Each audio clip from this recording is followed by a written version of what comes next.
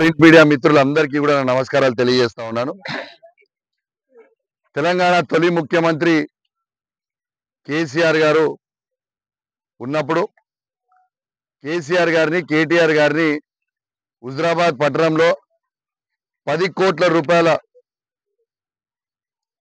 Ground కి కావాలి, 10 కోట్ల రూపాయల అద్భుతమైన అభివృద్ధి చేయాలని ఒక ఉద్దేశంతోని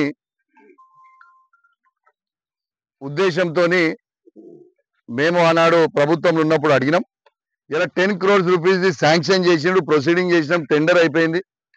కాంట్రాక్టర్ పని కూడా చేస్తుంటే మీరు అందరు కూడా చూడొచ్చు, స్టార్ట్ కూడా అయినాయి వర్క్స్ అన్ని. అసలు ఎవ్వరు ఊహించుకోని విధంగా అద్భుతమైన హుజరాబాద్ స్టేడియం ని తయారు చేద్దాం అనుకుంటే ఈ కాంగ్రెస్ ప్రభుత్వం వచ్చిన తర్వాత కాంట్రాక్టర్లని ఇబ్బంది పెట్టడం, బెదిరియడం, మీరు ఇప్పుడు పనులు చేయొద్దు, వెంటనే ఆపాలే అని చెప్పడం చాలా బాధాకరం. కానీ ఎవరు ఆపినా ఎవరైనా చేసినా ఉద్యమం చేస్తాం. ఖచ్చితంగా హుజరాబాద్ పట్టణంలో, హైదరాబాద్ పట్టణంలో నడిబొడ్డున ఎట్లయితే గ్రౌండ్ ఉంటుందో ఆ విధంగా గ్రౌండ్ చేసి తీర్థమని చెప్పి సందర్భంగా మీ అందరికి కూడా తెలియజేస్తూ ఒక్కసారి ఇవన్నీ కూడా చూడాలని మీ అందరికి కూడా విజ్ఞప్తి చేస్తున్నాం. దురదృష్టవశాత్తు ఏంటంటే నిజంగా మూడోసారి కేసీఆర్ గారికి ఇట్లా ముఖ్యమంత్రి అయి ఉంటే ఇప్పటిదాకా ఈ గ్రౌండే రెడీ అయిపో మొత్తం. కానీ దురదృష్టం, అదే విధంగా ఎట్లయితే ఈ గ్రౌండ్ ఆపుతుండో కరీంనగర్ లో కూడా కేబుల్ బ్రిడ్జ్ కూడా ఆపడం.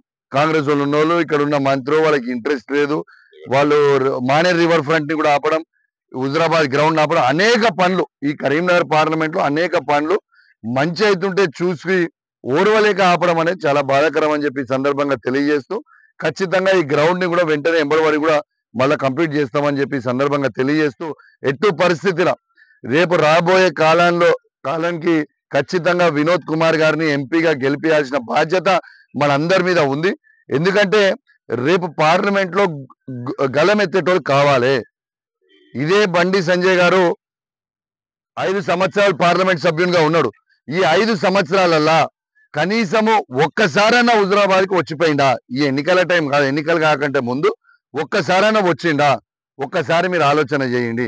ఇక కాంగ్రెస్ క్యాండిడేట్ అయితే ఎవరో మనకు తెలియదా. నేను అనేది ఏంటంటే ఎట్టు పరిస్థితిలో వినోద్ కుమార్ గారు ఎన్నో అభివృద్ధి పనులు ఈ హుజరాబాద్ నియోజకవర్గంలో చేసిండ్రు.